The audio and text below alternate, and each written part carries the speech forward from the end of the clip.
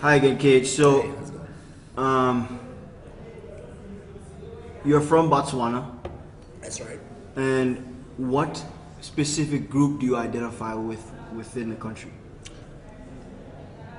I'm from a minority. Now, the minority that I'm from, you will, you will never, or let me not say never, but right now it's so not miraculous, but it's very surprising if I tell people from Botswana right now who meet me in Bloemfontein, um, where I'm from in Botswana, because I'm from the north, right? I'm from a small tribe. It's called the YAE. They're a minority, and they're not. The government hasn't officially recognized them, and that's what we're fighting for. You know, we're fighting for our language to be out there. We're fighting for us to be recognized as a tribe officially, but we are there. You know, we speak certain dialect from up there, and What's the name of the dialect? it's called CAE. CAE. Obviously. So I suppose YAEWAYEYI would be the tribe, right? And then CAE would be the language, you know. So I suppose YAE is really the key word, it's the root word you're looking for. Yeah. Historically, we haven't, as you come down the country from the north down, you're coming up, it's more, you experience more urbanization, you know, the capital cities in the south. We don't usually make it out of the north, pro schools and that kind of thing. So you grow up in primary school, and from primary school you get to junior secondary school, and then that's in your probably your early teenage, yeah.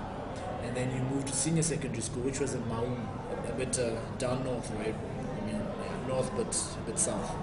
And then if you make it from there, you go to the university, which was in the south. The problem is now the people that make it from high school to the south, there's very few numbers, and the people that make it from university into the world is even fewer numbers. So to get someone from my tribe, you know, here in Bloemfontein means that I've kind of gone over all of that, and yeah. So that's the YA tribe, and we speak CAE.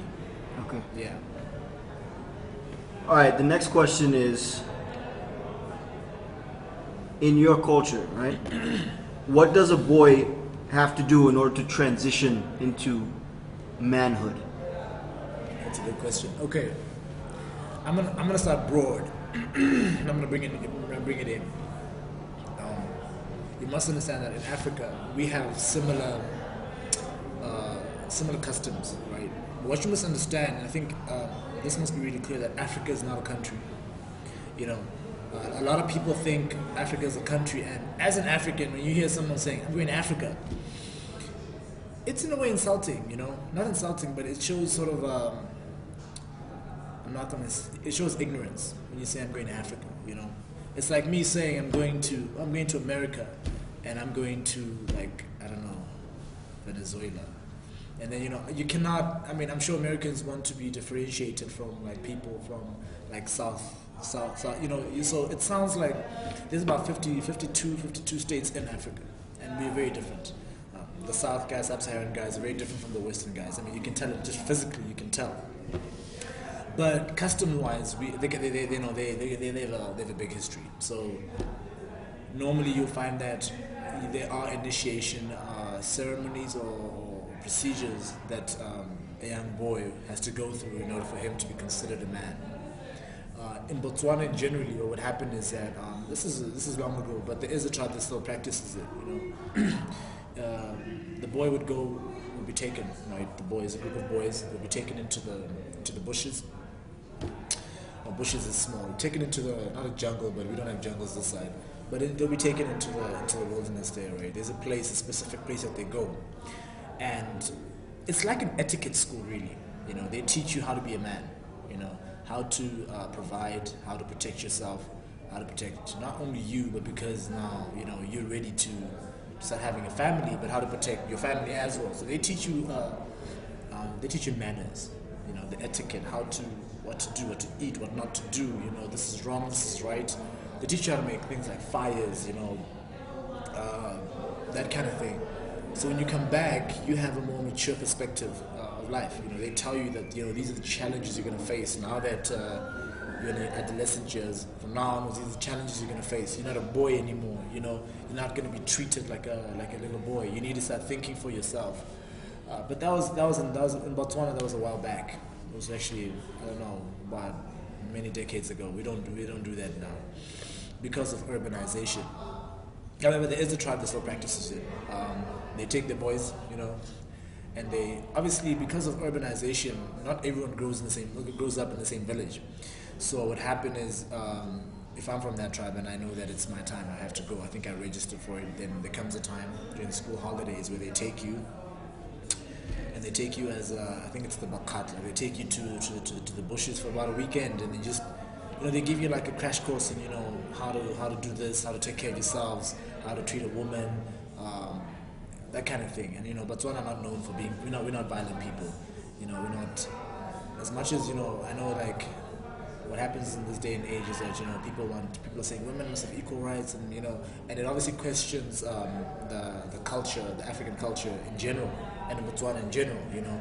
But I suppose we are slowly, we are kind of we evolve, not evolving, because I don't want to say that we are sort of behind, but I'm saying we kind of adapting that and kind of like mixing with our culture. Yeah, so that would have been that would have been what happens to a guy, to a small boy, and how he turns into a man. You know how to kill an animal, for instance, for food. You know how to make a fire. You know how to you know trees, medicine for trees. Those kind of things you kind of learn during your time there in initiation school. Yeah. So, in today's society, what do you believe it takes to become a man? Yeah, man, it's, you know, the concept is the same, right? Although the challenges are different. I think the concept is the same, and the ideology is the same, in that now we don't have initiation schools because of urbanization, and you cannot take someone and say, you know, listen, I'm going to take you into a bush, and then I'm going to teach you how to make money. That is why you have school, you know. It's about responsibility. It really is about responsibility. For my country, it really is about responsibility. There comes a time in your life where you are just responsible, where you have a different perspective about life. You know, maybe you're a small boy, you used to run around and used to, like, you know, come back, no one really cared. But there comes a time when you can sit down and reason.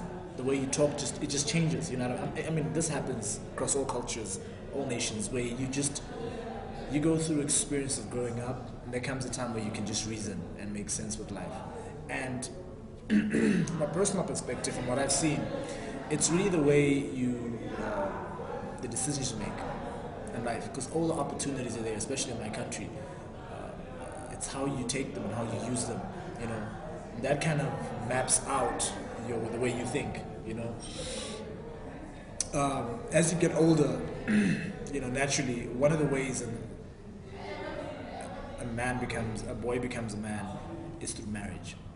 Because, you know, traditionally, marriage is seen as the ultimate thing that a man does. You know what I mean? You get responsibility. You have a wife, someone who helps you through life, and you start a family. You know, that's what a husband does. He provides protection, security. You know, when I say protection, I'm talking about emotional comfort. I'm talking about, you know, physical. I mean, he's there. You know what I mean? And I noted that at weddings, there's this part. I'm not sure if it happens across the whole country, but I think it does. Where first of all, the woman is called in by uncles. You know, and then we can talk about the whole marriage thing, but I'm just going to talk about these specific ones. But the woman is sat down after the whole guy wanting her and everything, and the family kind of they tell her like, they give her advice. A woman doesn't do this, a woman doesn't do that. The final advice of being a wife, you know, this is how you represent. When a man says this is what happens. This, you know, they kind of like give you those guidelines before they give you a hand away. Man, on the other hand, is right after the wedding. Now, all the married men, right, they come sort of under a tree and they sit around. Only if you're married. I think for me at that point is when I realized that that's what it means to be a man. You know, if you're married, you have that sense of responsibility. And They sit the guy down and they say to him, dude, listen, now that you're married, you've joined the club, you know? So we're gonna tell it to you, we're gonna give it to you straight, and we think this is, not we think, but this is how you treat a woman. These are the challenges you will face, because you will face challenges. And this is how you handle them. Now, my country is not a violent country, so they tell you, you don't beat a woman, you know? At the same time, you know, you must be firm.